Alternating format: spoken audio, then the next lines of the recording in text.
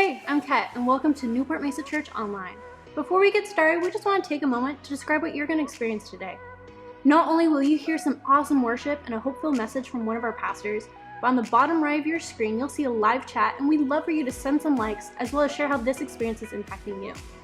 You'll also have opportunities to find out more about who we are, as well as a chance to take your next step. Whether that's filling out a Connect card, saying, I want to give my life to Jesus, or getting connected with a small group. We've got lots of options for you to build relationships because we truly believe that life isn't meant to be done alone. If you'd like to partner with us so that we can bring more experiences like this to many others, you can click Give at the top right of your screen and select what option works best for you. Well, the experience is just about to start, so let's jump in as our band leads us into worship.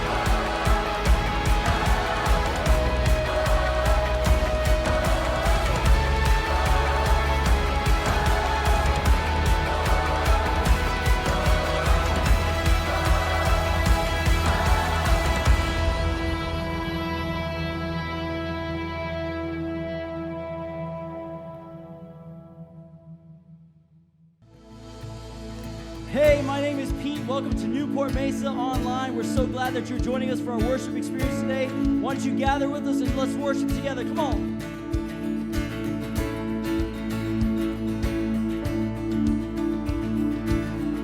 I saw Satan fall like lightning. I saw darkness run for cover. But the miracle that I just can't get over, my name is registered in heaven. I believe in signs and wonders. I have resurrection power. Yes, I do. Still the miracle that I just can't get over, my name is registered in heaven. Yeah, my praise belongs to you forever. This is my testimony from death to life, 'cause grace rewrote my story. I'll testify by Jesus Christ the righteous, I'll justify. This is my testimony, this is my testimony.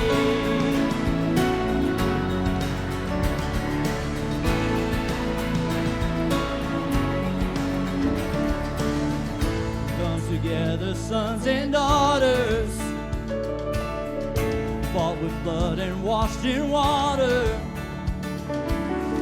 Sing the praises of the Spirit, Son and Father. Our God will finish what He started. You believe that? Come on. Sing, our God will finish what He started. This is my testimony from death to life. Grace rewrote my story. I'll testify by Jesus Christ the righteous. I'll testify. This is my testimony. This is my testimony. Oh,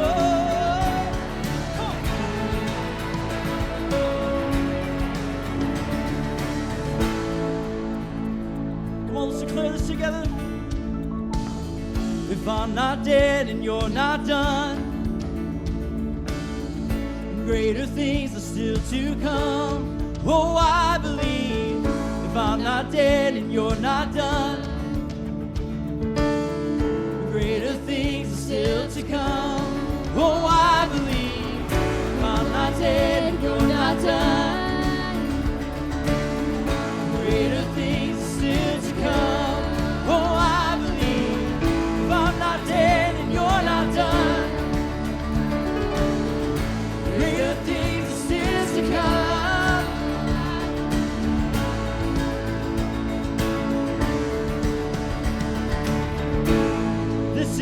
testimony from death to life. 'Cause grace rewrote my story. I'll testify by Jesus Christ the righteous. I'll testify. This is my testimony. Oh, I'm alive. This is my testimony from death to life. 'Cause grace rewrote my story. I'll testify by Jesus Christ the righteous. I'll testify. This is my testimony. This is my testimony.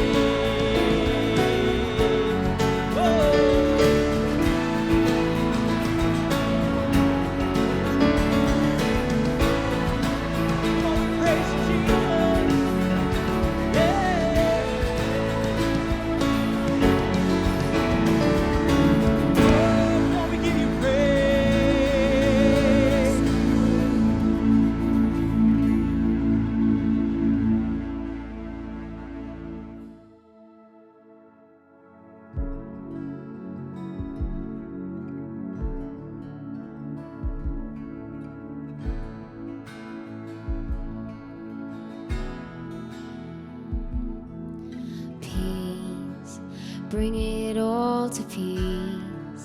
The storm surrounding me, let it break.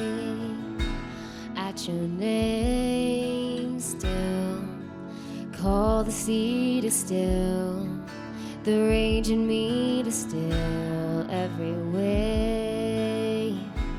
At your name, Jesus, Jesus, you make the darkness tremble. Jesus, Jesus, you silence fear. Jesus, Jesus, you make the darkness tremble. Jesus, Jesus, breathe, call these bones to live, call these lungs to sing. Once again, I will praise Jesus, Jesus. You make the darkness tremble. Jesus, Jesus. You silence fear. Jesus, Jesus. You make the darkness tremble. Jesus, Jesus.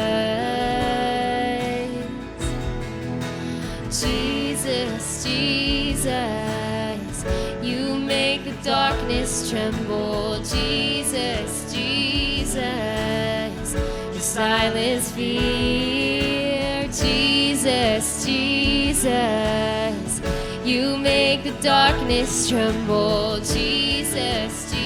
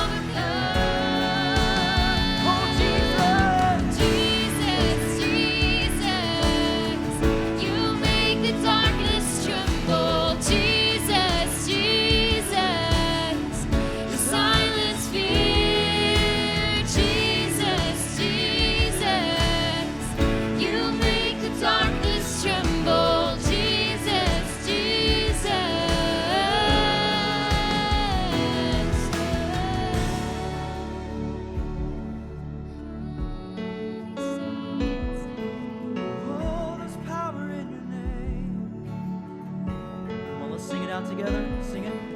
Jesus, Jesus. Oh, we sing your name. Jesus, Jesus. Your name is a light that the shadows can't deny. Your name cannot be overcome. Oh, we sing. Your name is alive, forever lifted high. Your name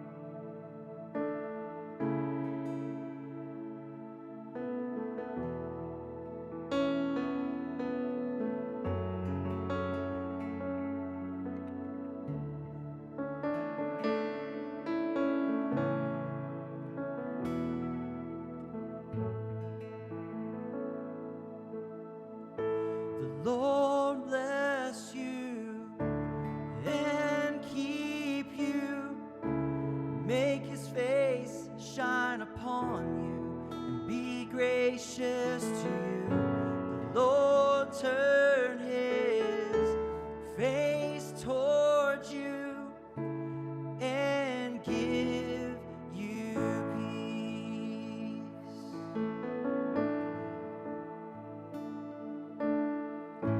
The Lord bless you and keep you, make his face shine upon you and be gracious to you. The Lord turn his face toward you and give you peace. Amen. Amen. Amen. Amen.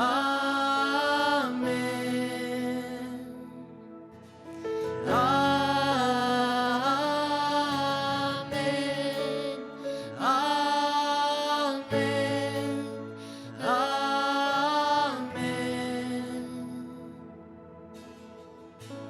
Lord bless you and keep you, make his face shine upon you and be gracious to you. The Lord turn his face toward you and give you peace. Come on, let's sing this together. Amen. Amen. Amen. Amen.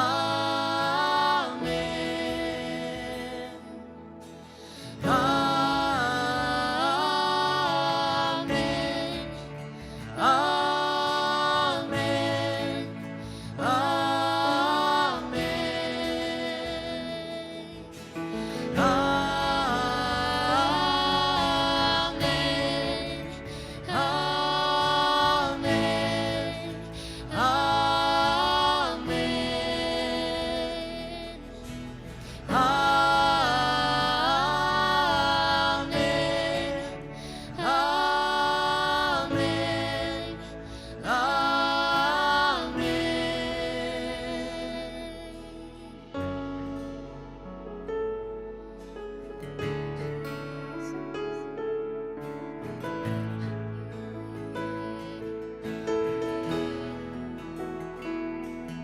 May his favor be upon you and 1,000 generations, and your family and your children and the children and the children. May his favor be upon you and 1,000 generations, and your family and your children and the children and the children. May his favor be upon you and 1,000 generations, and your family and your children and the children and the children. May his favor be upon you and 1,000 generations, and your family and your children and the children and the children. May his presence go before you and behind you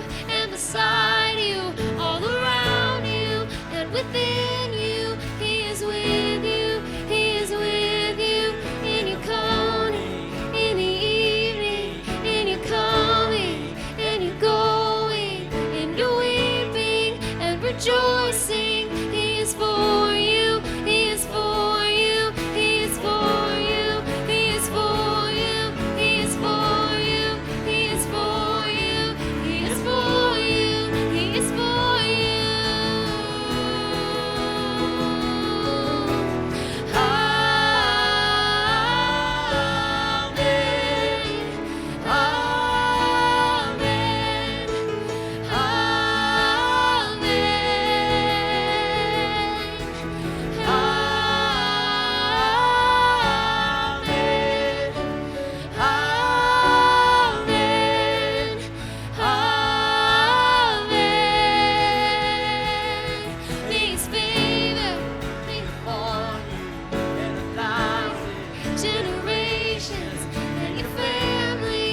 your children and the children and the children. May His presence go before you and behind you and beside you, all around you and within you. He is with you. He is with you in the morning, in the evening, and you're coming and you're going and you're weeping and rejoicing. He is for you. He is for you. He is for you. He is for you. He is for you. He is for you. He is for you. He is for you.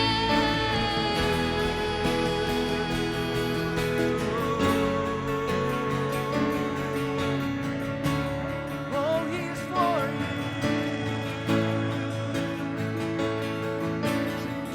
Come on, let's sing this out together. Amen.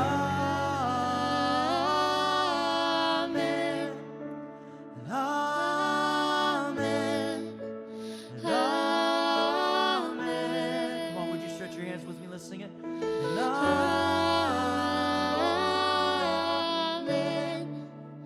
Amen. Amen. One more time. Amen.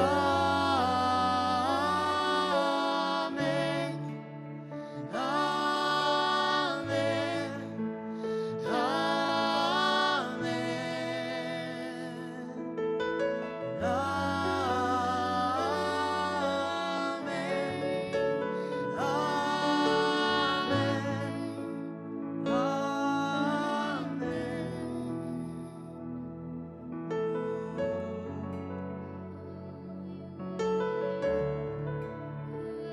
You know, one of the things that I love about worship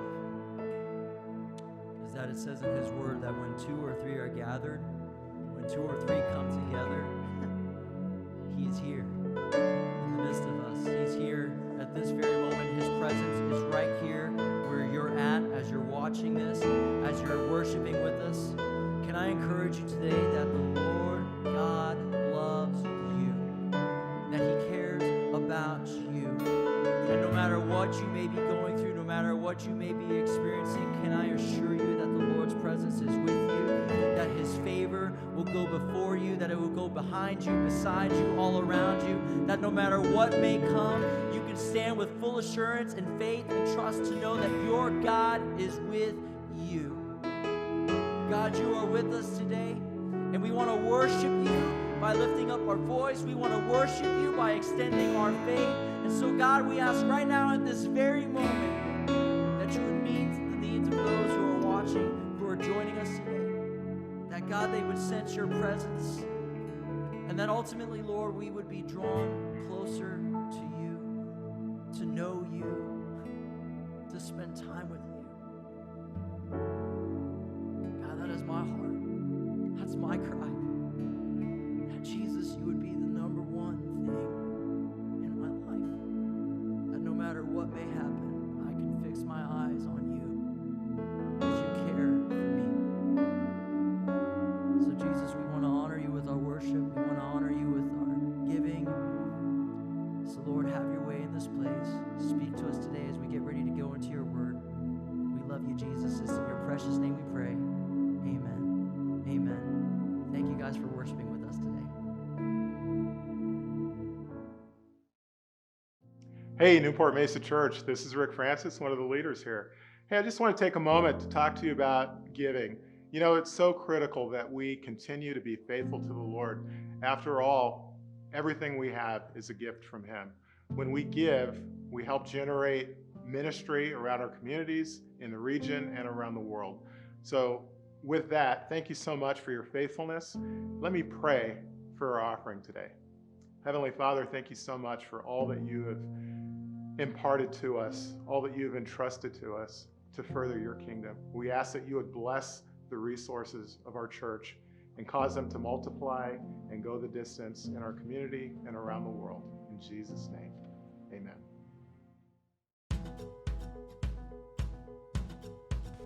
To give from the Newport Mesa app, simply press the Give icon located at the bottom of your screen in the center.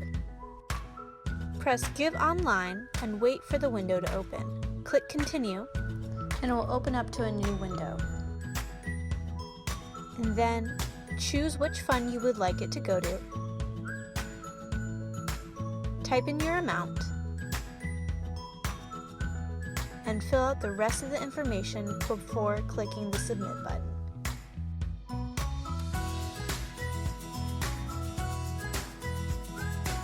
To give on Church Online, simply go to the Give tab at the top of the page. Then it will open up newportmesa.org/giving. Scroll down to where it says Give Online and click the button. Then it will open up a page where you can type in your amount and choose which fund you would like it to go to.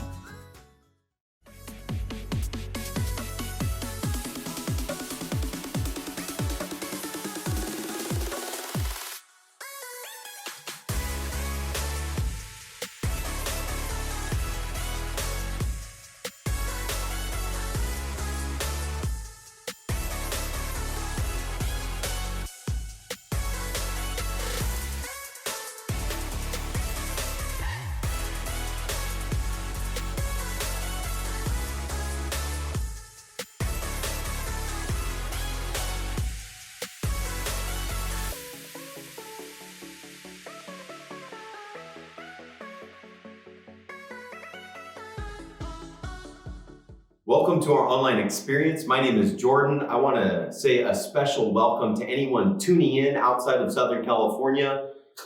We are gathering together through digital technology again with the very specific purpose. This is our mission. You ready? To grow in our relationship with Jesus. No matter where you're tuning in from, that is our hope for you, that you would grow in your relationship with Jesus Christ.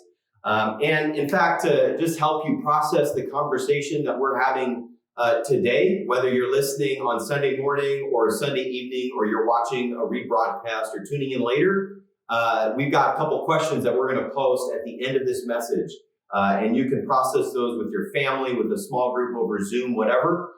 Again, we're just hoping to take this to the next level, grow a little bit deeper. And I also want to just say a special thank you to everyone. And there's a lot of people who are doing this right now, who are sharing our services, our 7 a.m. morning devotionals. I just want to say thank you. You're sharing spiritual content. And right now, it's such a unique season because everyone is just in this chaotic mindset, this COVID-19 pandemic situation. And what I've come to realize is people are going online to search for answers. And so one of the most popular search terms right now on Google is prayer. So all of the spiritual content that you're posting and reposting and sharing and clicking like on and, just engaging with, it's just so important because someone is going to find it at some point, and we're praying that they hear the name of Jesus and he becomes their new normal. Hey, that is the name of the series that we have been focusing on. I know it's a secular term that was probably started, certainly not by a church or a pastor, but we've grabbed it and we've pulled it in, and we have totally hijacked it because I believe that this idea or concept of a new normal can be a Jesus thing in our life if we choose to. And I've had a little bit of pushback on this term, but I just want you to understand that the Bible writers did this all the time. In fact, the word gospel in the New Testament, I know, gospel, it sounds like a word that people are like, oh, that's a church term. That was never a church term. It wasn't even a spiritual term. It literally meant, hey, everyone, get ready to celebrate the birthday of the emperor. That was the gospel, the good news. Prepare for the emperor's birthday. So, hey, this new normal, I believe it can be a good thing. It can be for us, but we've got to hijack it and give it to Jesus. And so that's my hope. We're going to be reading from John chapter 3, verses 1 through 8, and tagging on verse 16. The title of today's message is Something is Missing. Have you ever experienced FOMO, fear of missing out?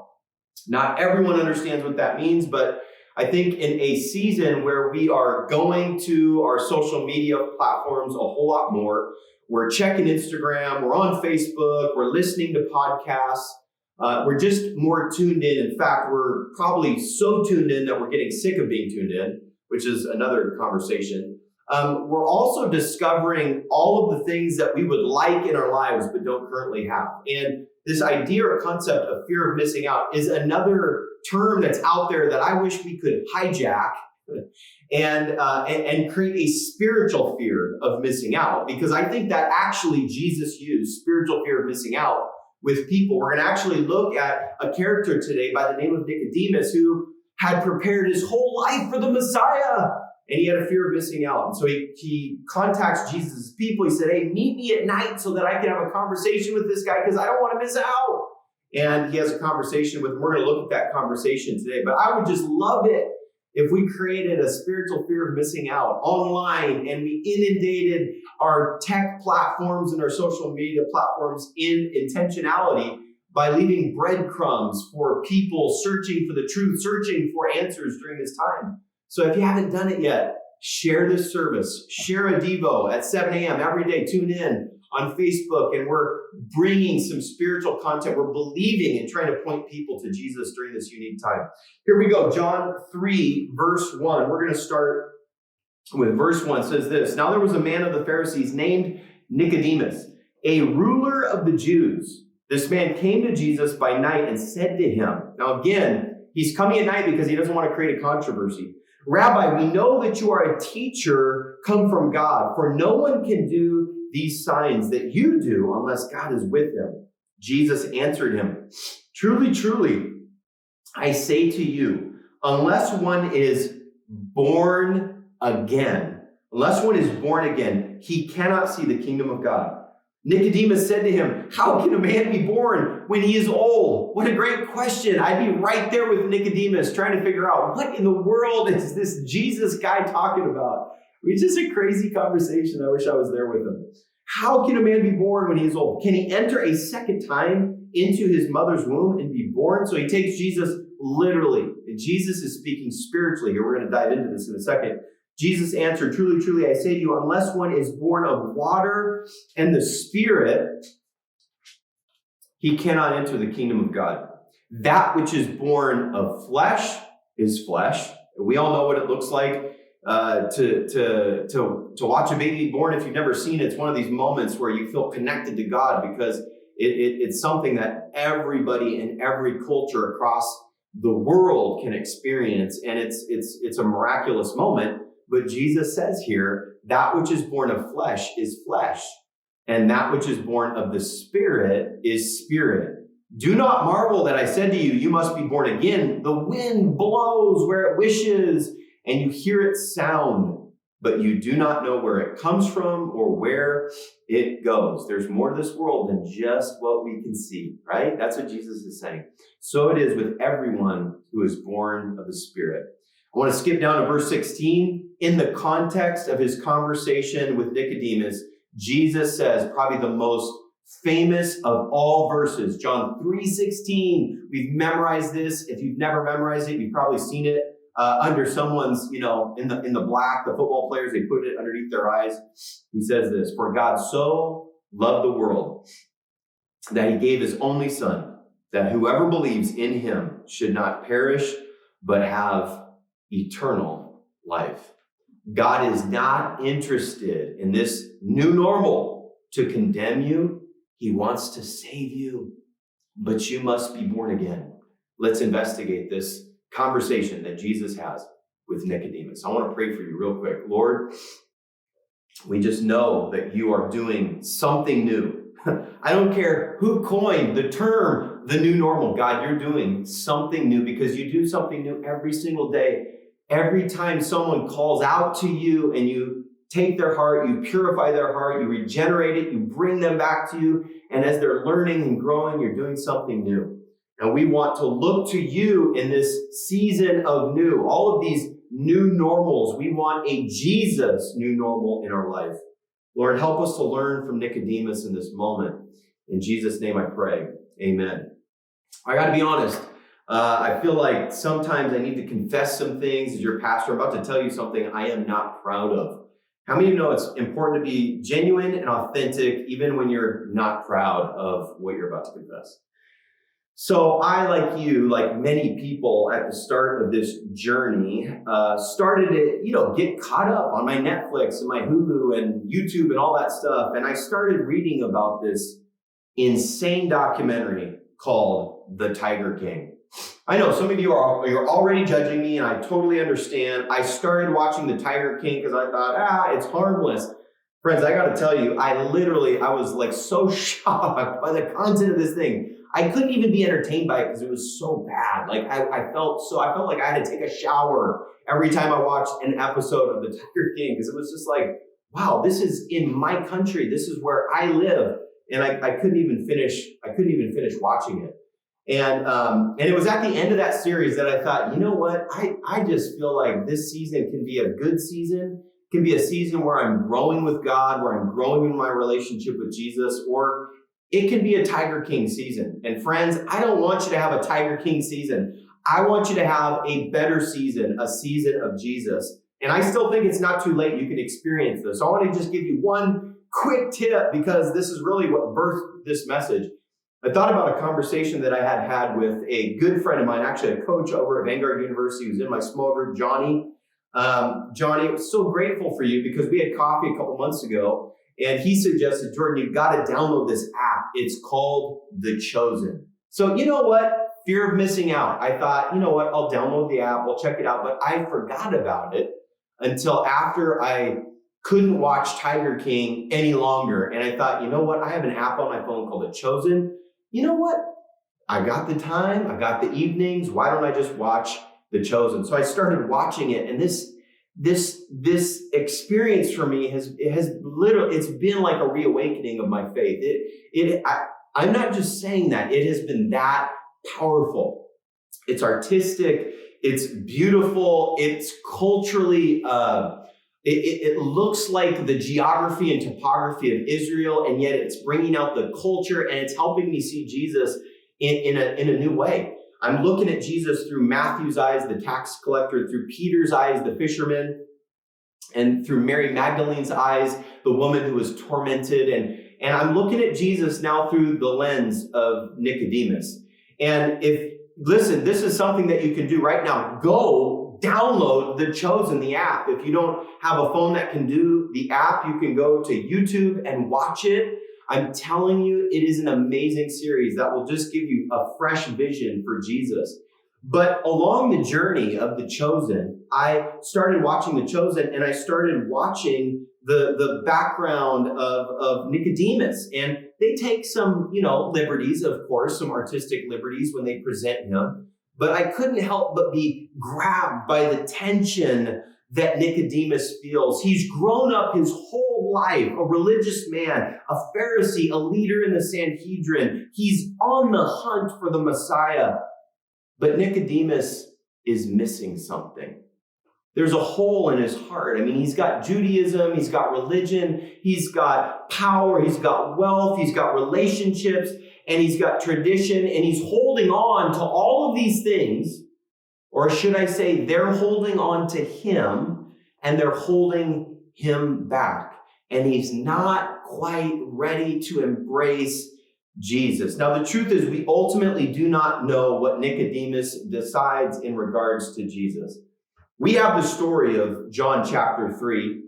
He pops back up in John chapter 7, and he kind of defends Jesus in a way there. He pops back up in John chapter 9 after Jesus is taken down from the cross, after he's crucified. He has 75 pounds of spices, a very expensive amount of spices to anoint Jesus' body. So we know that Jesus meant something to him, but we don't quite know what he meant. All we can do and all we have left is to look at the conversation that he has with this man who comes to him at night, because again, he doesn't want to create a public controversy in verse 1, but he recognizes that there's not only something missing in his life, but that Jesus might just have the answers that he's been looking for. He recognizes, Jesus, you have to have come from God, because just like it says in verse 2, look at all these miraculous signs that you are performing.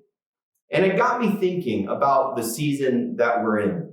I wonder if there's anyone out there right now, listening right now. You're spiritual, you're religious, you may have money, wealth, power, relationships, traditions, but you are missing something. Friends, I think we've all been in that place where we've recognized that there's something missing. And what does it take to bring spiritual fear of missing out come to the place where we are actually acknowledging it, I think a season where we're in right now is actually a time that we can be honest with ourselves about what we're feeling inside and what we're missing. Can I just be honest? Can I just be brutally honest? We don't have all the answers. Nicodemus didn't have all the answers. We don't have all the answers. I can't believe that we would even try to argue with this. Can you imagine the United States, one of the most powerful nations in the entire world? It's crazy. I've never thought about the vulnerability of our nation until this now. And we have literally been brought to our knees, not because we're praying, because we are locked inside of our homes, essentially. We can't go out. We can't do the things that we're used to doing. And it has totally paralyzed us. What? All because of a little virus. Can you imagine? We don't have all the answers. I think about our globe and countries working together to find some kind of solution for COVID-19. And out of all of the amazing scientists that we have, the immunologists that we have, the people who are studying and researching and creating medicines and all of the stuff they're doing, and we still can't figure it out. To this date, we still can't figure it out. No one's going to argue with me because why? Because you're watching this sermon from your house. We can't figure this out. It's just beyond my capacity to comprehend that out of all the technological advances that we cannot stop the transmission of this virus. And there's so many other things that are popping up as this is unfolding, and the pain and the suffering. Domestic violence is up. Suicides are up. Can we just be honest? We don't have the answers. Can we just be honest about that? We don't have all the answers. And Nicodemus knew that he didn't have all the answers. And even though he was used to having the answers, in this moment, he doesn't have the answers because Jesus asked him some questions and he has no way of understanding his answers. His religion wasn't enough. His spirituality is not enough. And what he sees with his physical eyes is just not enough. What are we missing? And what do we need? I believe in a season like this, those are questions that we need to ask ourselves. Jesus answers him, unless a man be born again, he cannot see the kingdom of God. What do you mean, Jesus? What is this supposed to mean? To be born again? Nicodemus says the same thing. He doesn't get it. What does this mean? Verse 4, can I re-enter my mother's womb? Jesus is talking, of course, about salvation. And the book of John is a book that talks a whole lot about light and darkness and coming into the light. But I can't help but resonate with Nicodemus because there have been moments in my life where I have felt like I have the answers. And then I come into a season like COVID-19 and this pandemic, and I realize that I simply do not. As Jesus is talking about salvation, of course, we know that he's talking about the forgiveness of our sin. And even though Nicodemus grew up a Jew, he didn't realize that he would actually need to experience the salvation that only Jesus would offer. A cleansing from the sin that we have had in our life. A spiritual rebirth. And he brings in the elements of spirit and water, spirituality and physical life. And it all comes together in what Jesus is painting a picture for us to see of what salvation is. A new start, a rebirth, a restart. It's like this is a new opportunity for us to start at zero. To start again from ground zero, from where we are to where God wants us to be. It's a radical reorientation of life being led by God, and specifically life being led by Jesus. Living this life of transformation. The last couple of weeks, we have been following a story that has miraculous undertones. Greg Mundis, he is a missionary that oversees a lot of missionaries around the globe. Contracted COVID-19 a couple months ago, actually, at this point. And when he actually went into the hospital, he was immediately put into sedation because it got bad very quickly, and they immediately put him on a ventilator. His kidneys stopped working. They started to need to use dialysis.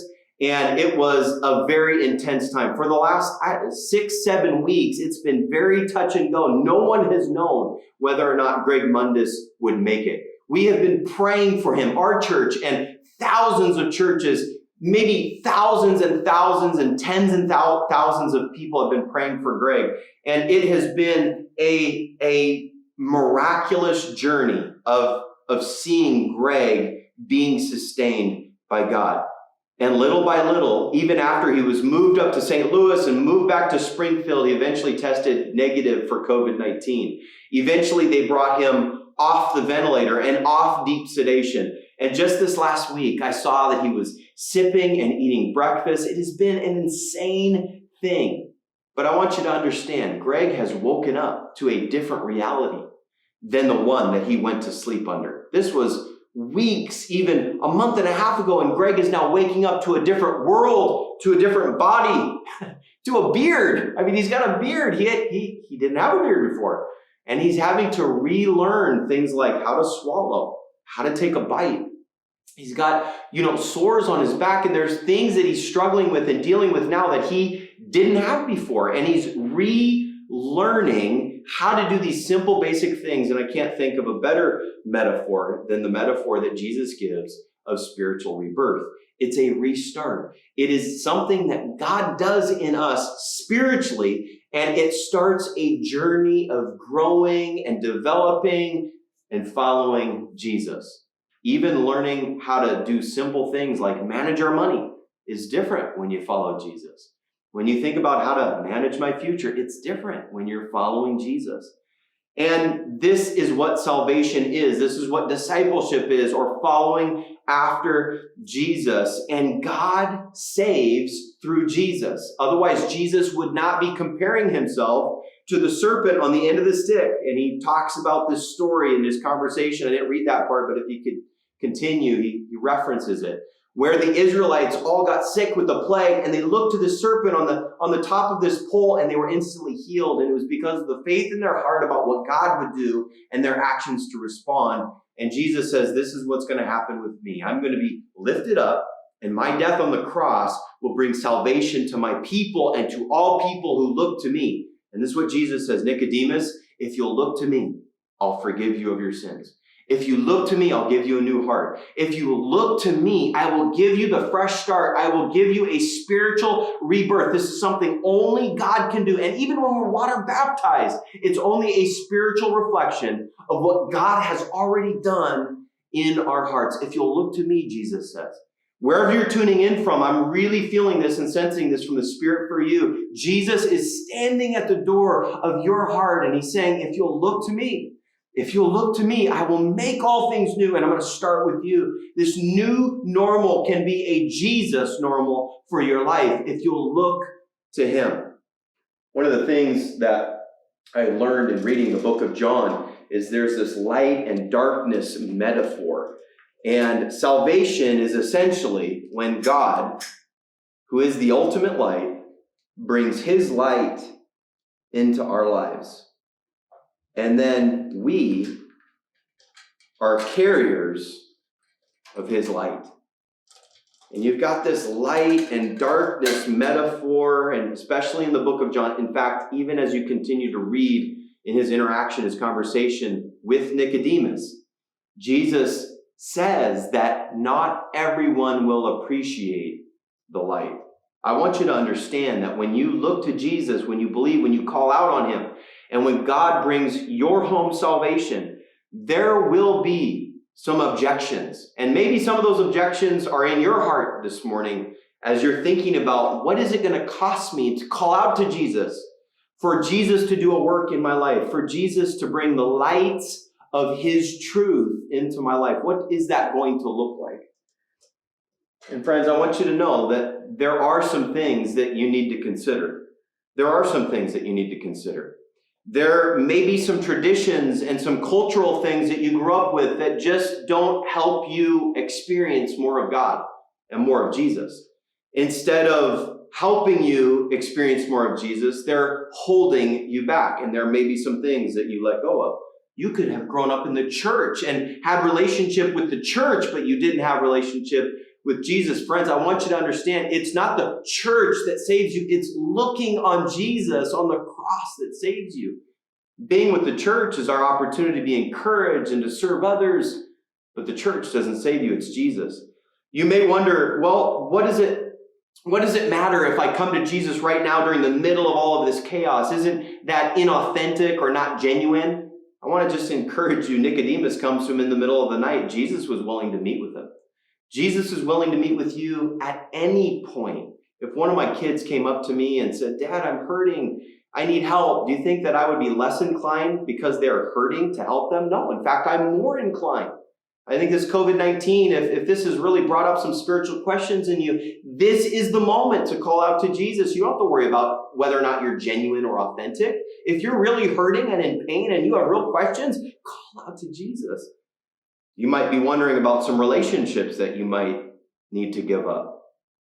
And again, we've talked about the light. Not everyone likes to have the light turned on. I don't know, I used to live on a college dorm, and sometimes when you turn on the light, it would really tick your roommate off, just depending on what time it was. Any morning people out there, any night people out there, turning the light on for someone who's dead asleep, it can be shocking. But here's what I know about God. John 3:16 is so clear. He loved the world so much that he gave his son. God desires all of your friends, all of the relationships that you're worried about losing. He wants them to know Jesus too. So I want you to think of it like this. Instead of giving up these relationships for Jesus, I want you to think about it in terms of Jesus wanting to reach your friends. He wants to use you to turn the light on in your friends' lives. Friends, everyone has access to salvation if they're willing to cry out to Jesus. I want you to hear the story of Mariama. She is just a wonderful friend of mine, a wonderful sister in Christ. And I know sometimes people think, Christianity, that's a European thing, or that's a U.S. thing, that's an American thing. And nothing could be further from the truth. In fact, that's part of the reason why I want you to go watch The Chosen. Go download it right now. Is you literally see the culture of the Middle East, of the people that where the gospel was birthed, where Jesus was born. He was a Middle Eastern man. He was Jewish. He wasn't a white American. Okay, I'm not trying to be politically incorrect, but Jesus did not come from the United States. I want you to hear the story of Mariama. She's just a wonderful sister. I've come to love her so much. She's a sister in the faith. She believes in Jesus, but she didn't start out this life in the United States. She didn't start out this life as a Christian. And I want you to hear her story.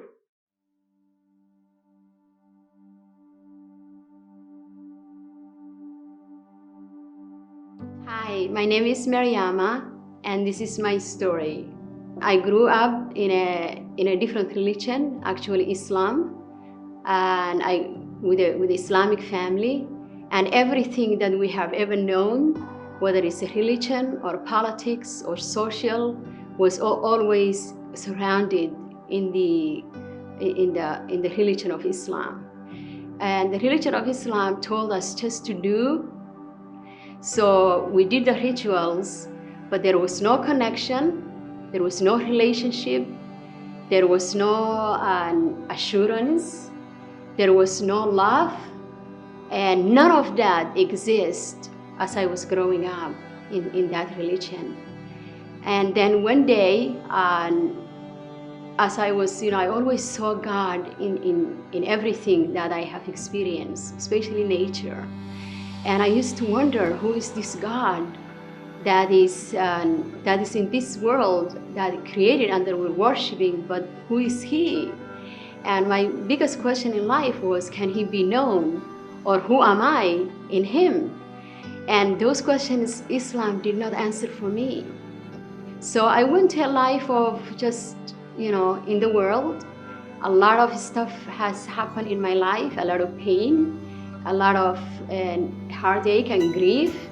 One day at the end of myself, I was crying in the depths of my heart, and I called out first time the God that I didn't know. His name is Allah. I call Him Allah. So we heard, that's what I heard. So I said, help me. I need to know there is a meaning to this. I need to know who you are. And at that time, and as I was driving, I just pulled on this building. And the building, I didn't realize that was a church that I pulled into. After I finished my crying, I needed to go, but then all of a sudden, there was this cross right in front of me. I have seen cross. I lived in here for a long time. There is crosses everywhere, but this was the first time that was, I just noticed this cross, and it just grabbed my heart. And I just knew in my heart that this cross has something to do with me. The thing that grabbed me most about Jesus was I heard that he was a good shepherd. I came from Somalia. We are shepherds. We are camel herders. So I know a good shepherd. So when he said, I am the good shepherd, then all of a sudden I said, this was the God I was looking for all my life. It was like, God was just writing. I was this blank page that God was writing his story on. Everything was new to me. And what God has done is not just, he didn't give me religion, he gave me a real person, and his name is Jesus Christ. I can talk to him, I can relate, he can relate to me, and he loves me. And that is how my questions of who is God, can he be known, and what's my purpose? My purpose then became that I have to know my God and continue loving him as I allow him to change my life.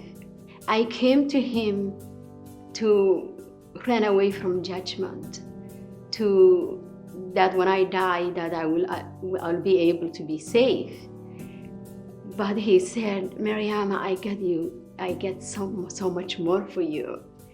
Not only are you going to go with me in heaven and live with me forever, but I'm living with you here. I'm going to come inside and I'm going to live in you. And when I was a new Christian, he always answered my questions right away, because he knew that I was in danger of falling back, because the intensity of my family, my culture was so hard that every single day I have to say, Lord, I'm choosing you today. And there are days that it was difficult because the pressure was hard. But I would say, I'm choosing you today. And it's still today the pressure goes on. My family are all Muslim. So it's still today, I struggle. I struggle with the pressure and the tension because I love my family. But they choose to disown me because of Christ. But I chose Christ, who created us for himself, who takes a joy in us. He left heaven so that he can have us. And I think that's the amazing story of my story. And I wrote this book, it's from the crescent to the cross. And this is a book that tells much more, because in these few moments, I don't have enough time to go to the details, but you will be so surprised. The God who showed himself, who is able to show himself every single day to each one of us in a different and beautiful way. I am thankful. I love to be encouraged by the stories of people who have been transformed by Jesus, who have had their questions answered by Jesus. Mariama, we love you so much. We're believing that God is going to use your life in great ways, and we believe that Jesus is going to come into the lives of so many people because of you. Friends, we must be born again. We must be born again. And when something is missing, we are the ones who are missing out. What if we because of spiritual FOMO, spiritual fear of missing out, leveraged our social media, leveraged our technology and our profiles to lead people to Jesus? What if you downloaded The Chosen this week, watched it, and you experienced a revitalization, a renewal in your own heart, but then you realized, wow, how many of my friends could I legitimately share this with, and they would be drawn into the story of Jesus? I want to see God do something big during this season, and not just in the church, not just a renewal in the hearts of Christians, but I want to see God reach people who are far from Him. And I believe that this pandemic is a huge opportunity because now the church is a platform, people are online. Let's leverage it with intentionality and focus so that God can turn on the lights of so many people's lives. Friends, we must be born again. We must be born again. And Jesus is the only one who can help us in the condition that we're in. God bless you. I want you to know that we're going to post a couple questions here at the end. And if you want to continue your spiritual journey with us, you can take those questions and process those with your friends, a small group on a Zoom conversation. And we are creating tons of spiritual content throughout the week. So we'd love for you to take your next steps with us. God bless you. Life right now is hard.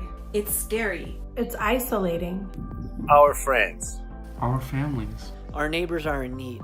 We want to help, but how? At a time when we're facing something so big, it's easy to forget just how big our God is. In Him, we don't need to be stuck or afraid because We Are in this Together.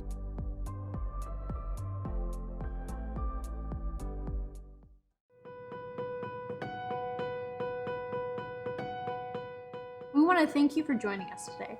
Here at Newport Mesa Church, we're all about changed lives. If this message encouraged you, we'd love to hear about your story. Connect with us on our webpage or email us at info@newportmesa.org. If you'd like to support the ministry here, you can give through our website or our mobile app. Thanks again for tuning in, and we hope to see you next week.